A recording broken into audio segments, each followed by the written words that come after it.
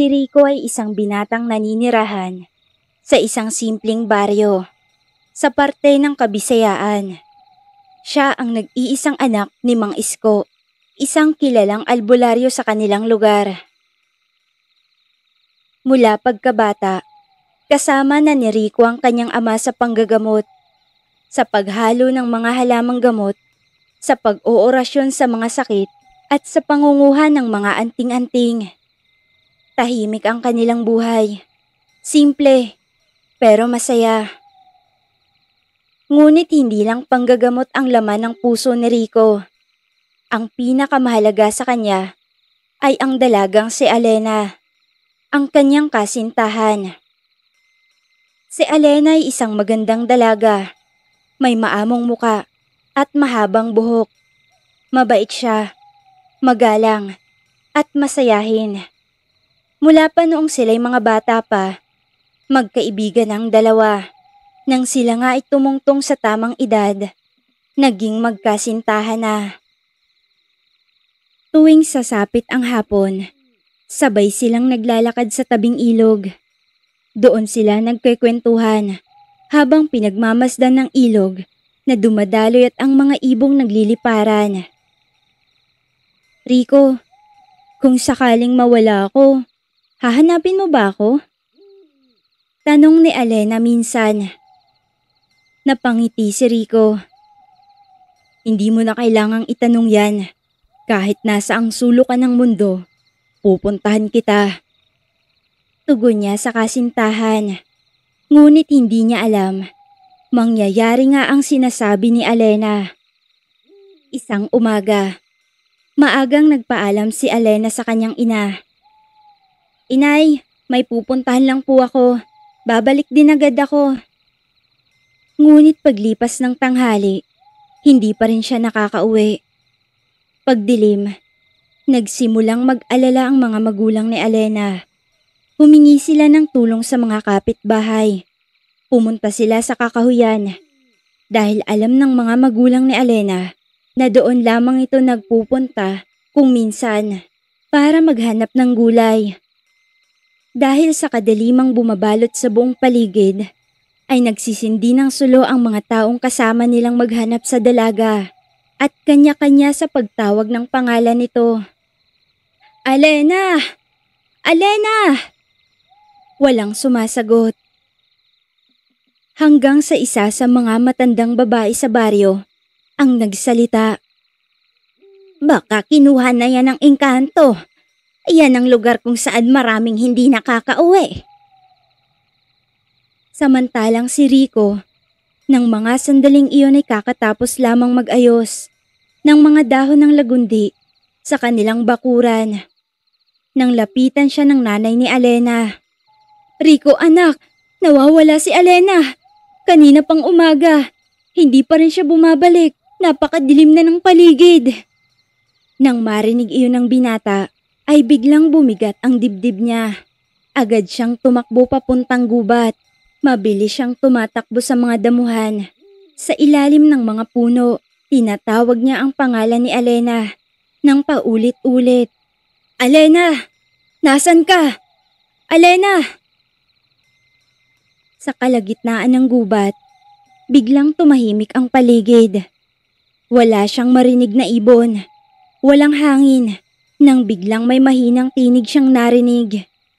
Rico! Umaling si Rico. Nakilala niya ang boses na iyon. Alena! Nasan ka? Rico, tulungan mo ko. Dahil sa kakaibang lamig ng hangin at hiwaga ng tinig, napagtanto ni Rico na hindi na ito karaniwang pagkawala. Isa itong pangunguha ng engkanto. Agad bumalik si Rico sa kanilang bahay. Dinatnan niya roong naghahanda ng langis ang kanyang amang si Mang Isko. Tay, kinuha si Alena ng engkanto, sabi ni Rico. Tahimik si Mang Isko sa loob ng ilang sandali. Saka ito tumingin sa anak. Narinig mo ang tinig niya, hindi ba?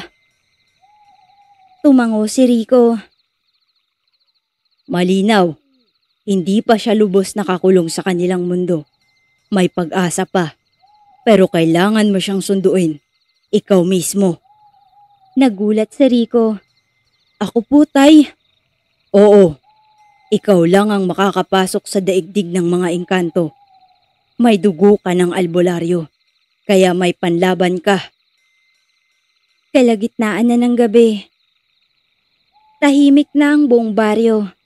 Tanging ang liwanag ng buwan at kuliglig na lang ang naririnig.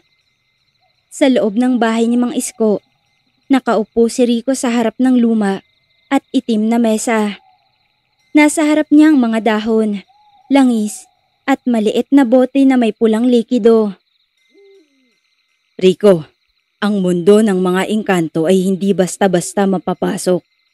Kailangan ng dasal, orasyon, at lakas ng loob. Kapag pumasok ka roon, hindi ka pwedeng matakot. Kapag natakot ka, matatalo ka nila. At higit sa lahat, ay baka hindi ka na makakabalik pa sa mundo natin. Tandaan mo yan. Sabi ng kanyang ama habang ginuguhitan ng uling ang dahon ng saging. Tahimik lang si Rico. Buo na ang loob niya. Anong kailangan kong gawin, Tay? Tanong niya. Isipin mo palaging naghihintay ako sa pagbabalik mo. Aasa akong babalik ka, anak. Kaya sana'y huwag kang mawala ng pag-asa. At huwag kang matakot kapag naroroon ka na.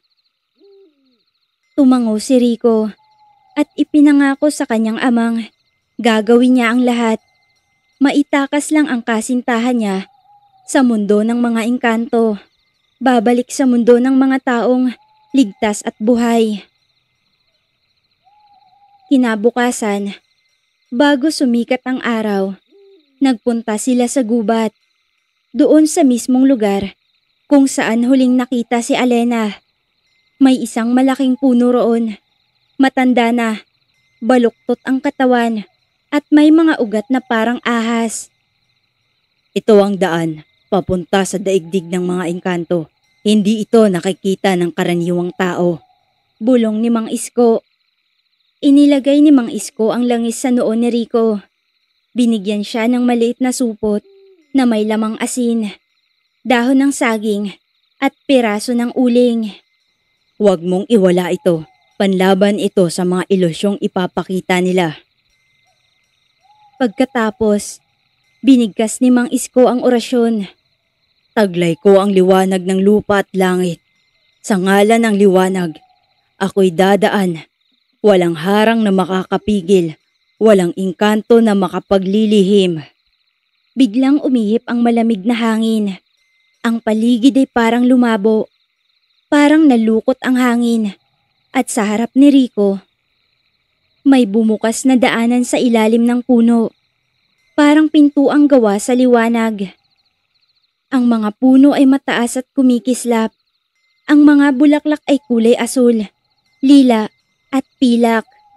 May mga nilalang na parang tao, pero mas mapuputi ang balat, mas matitingkad ang mga mata, at mahahaba ang buhok.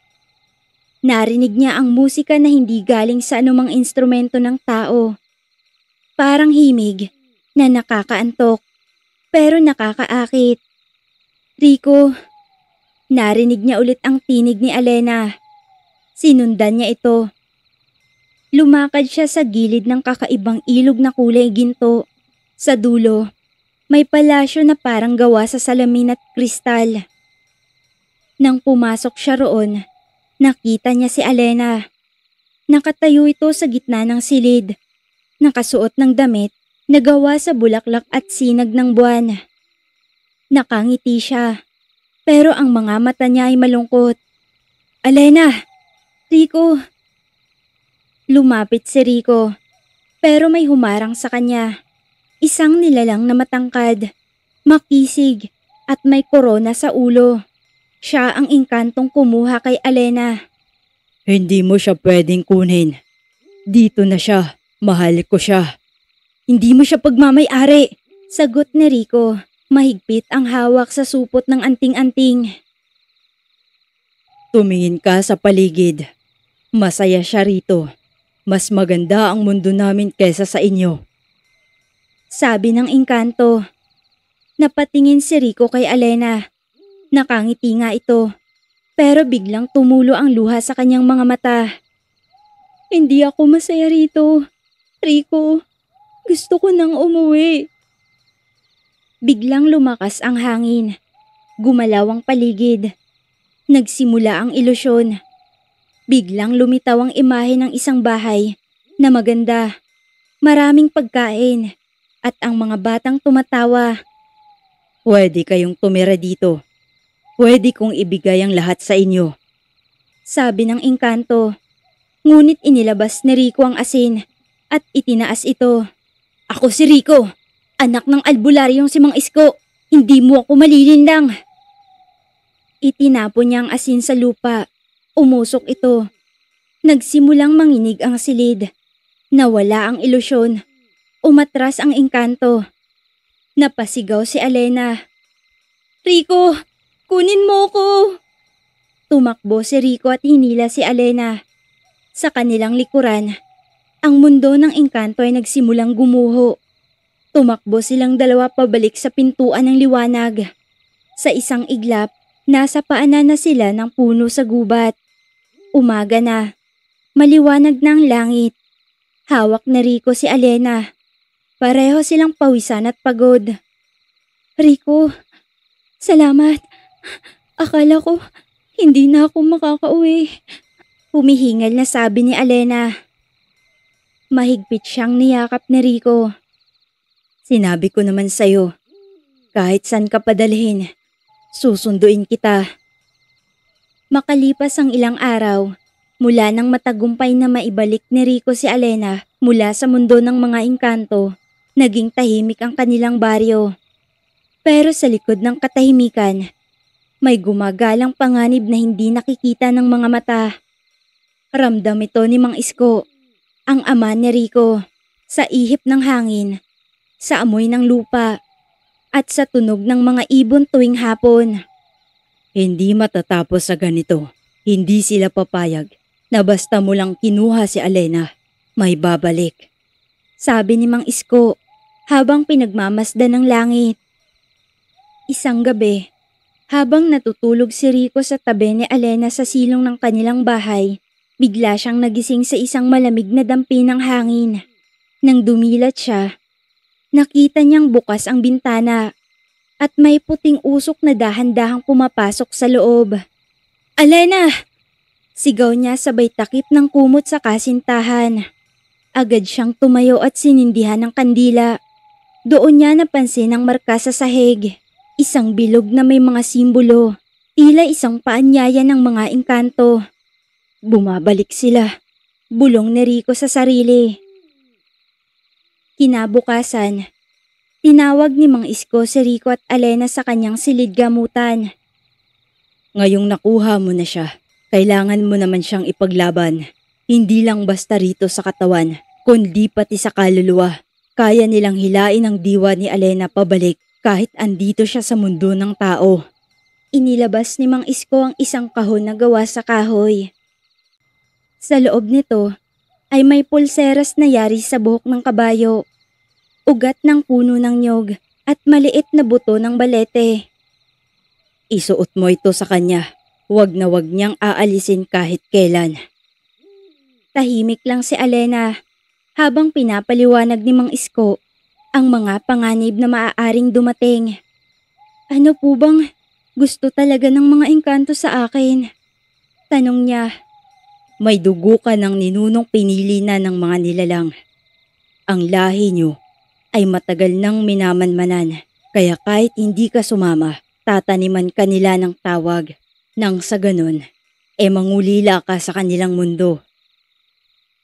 Kinagabihan, napabalikwas ng bangon si Alena habang pawis na pawis. Galing siya sa panaginip kung saan hawak siya ng engkantong prinsipe, ang parehong nilalang na kumuha sa kanya noon. Alena, hindi pa tapos ang ating kasunduan. Babalik ka. Dito ka talaga nababagay.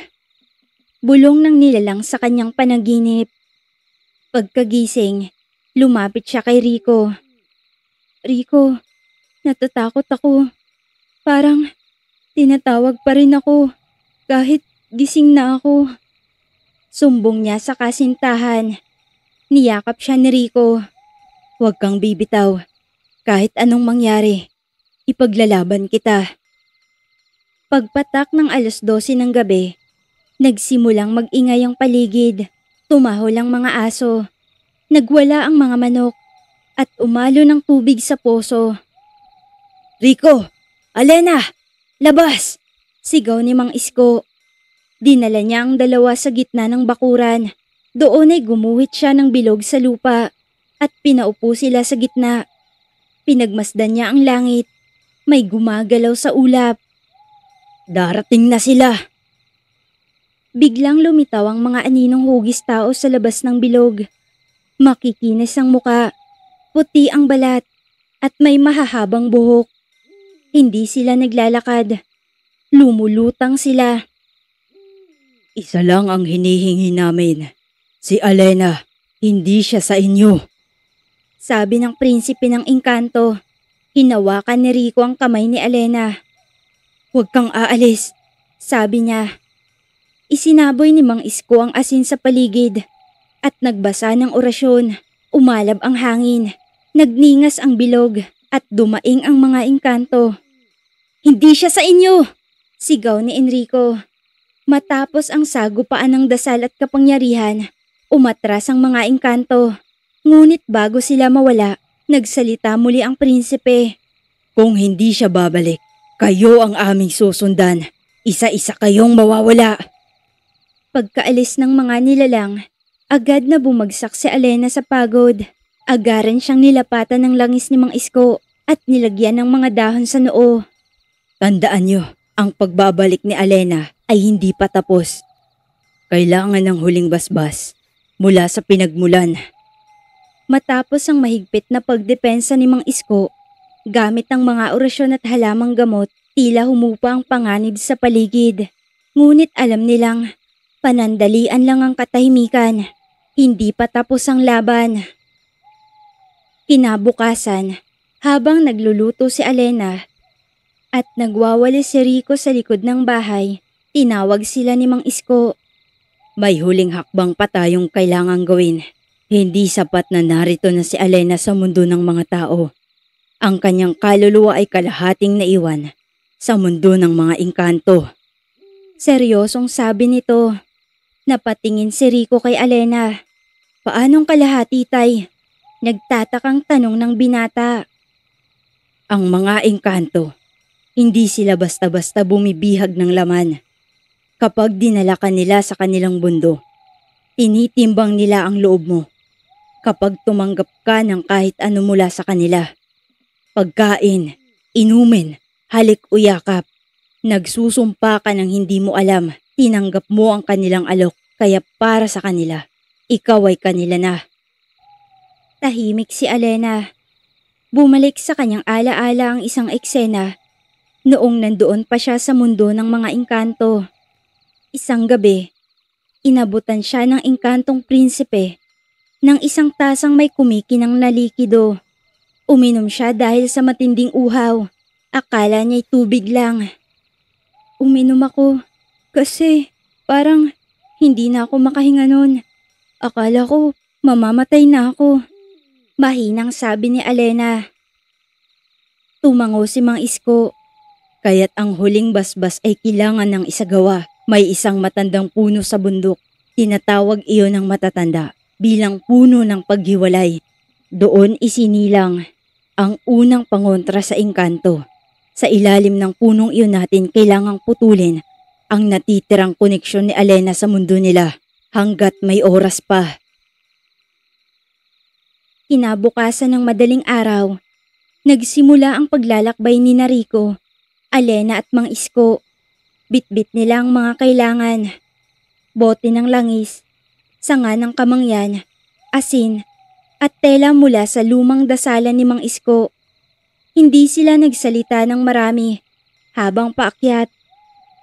Sa bawat hakbang ay nararamdaman nila ang bigat ng hangin. Tila ba ang bundok ay may mata, nakamasid. Habang umaakyat, Inabot ni Rico ang kamay ni Alena.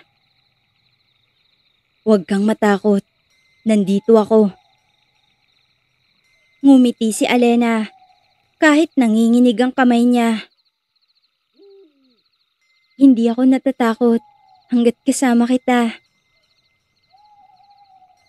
Sa kalagitnaan ng daan, may humarang sa kanilang uwak. Malaki ito, kasing laki ng batang kambing. Ang mga matay pula at ang balahibo'y tila pinagmumula ng usok. Hindi ito umalis sa daraanan. Tumigil si Mang Isko at bumigkas ng orasyon. Nang magsindi siya ng kamangyan, umatras ang ibon at naglaho sa hangin. Tagabantay, pinapahirapan na tayong makarating sa puno. Bulong ni Mang Isko. Bandang tanghali, narating nila ang lugar. Tahimik, ang hangin ay tila huminto. Sa gitna ng maliit na lupang patag, nakatayo ang isang matandang puno. Malaki, baluktot ang katawan, at may mga ugat na nakaangat sa lupa. Ang kulay ng balat nito'y kulay abo at may bahid ng pula sa gilid. Yan ang puno ng paghiwalay. Isang patak ng dugo ni Alena ang kailangang ilagay sa ugat nito habang binibigkas ang orasyon ng pagputol. Wika ni Mang Isko. Nang marinig ito ni Alena, napaatras siya bahagya. Dugo ko? Masakit ba yun? Huwag kang matakot. Kaunting hiwa lang sa daliri. Katulad ng dati. Noong nagsumpaan tayo ng pangako. Tumango si Alena. Hinawakan ni Rico ang kamay niya at dahan-dahang ginilitan ng kaunti ang hintuturo. Ang dugo'y inipon sa dahon at dinala sa ugat ng puno.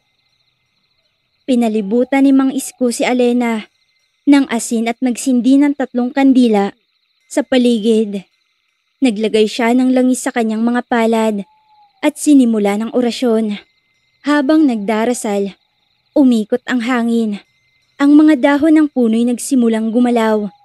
Lumapit si Rico kay Alena at pinisil ang kamay nito. Walang kukuha sa'yo. Kahit kailan, hindi ko hahayaang mawala ka. Sa gitna ng ritual, biglang lumitaw ang anino ng engkantong prinsipe. Sa kabilang dulo ng ugat, hindi ito lubos makatao. Kalahating anyo lamang. Para bang sinasalo ng puno ang kanyang presensya. Alena, bakit mo nilalayuan ang mundong dapat ay iyo? Tayo'y iisa na. Tinig ng engkanto. Napaluha si Alena, pero nananatiling matatag siyang nakatayo. Hindi ako sa'yo. Hindi ako sa mundo niyo.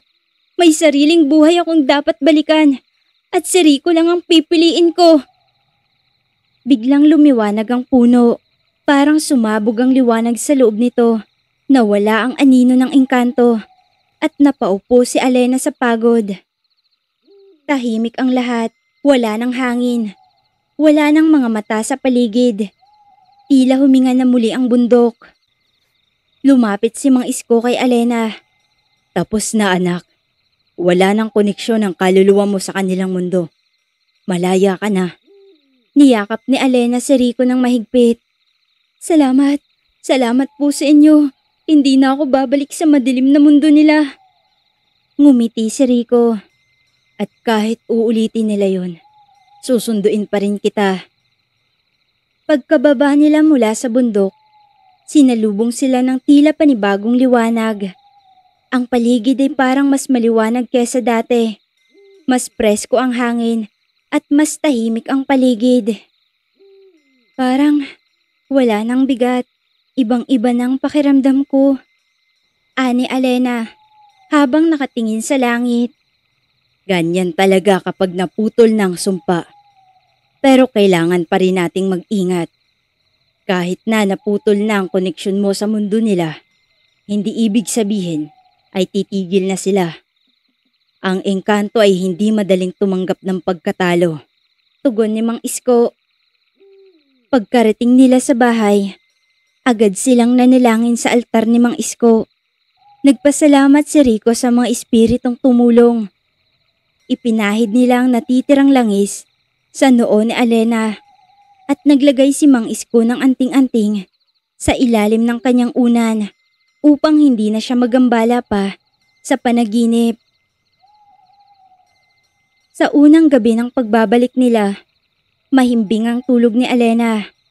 Si Rico naman ay nakaupo lamang sa tapat ng bintana, nagbabantay, hawak ang itak ng kanyang ama.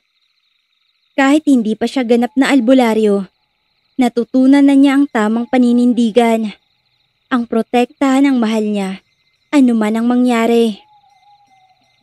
Kinabukasan, sa tanghali, habang nagpapahinga si Alena sa duyan, bigla siyang nagising sa isang matinding lamig na dumaan sa kanyang katawan. "Rico!" Tawag niya. Nanlalamig ang mga palad. Agad na lumapit si Rico. "Bakit?" "Nanaginip ako. Nandun ulit ako sa ilog. Yung ilog na unang pinuntahan natin. Pero may kakaiba.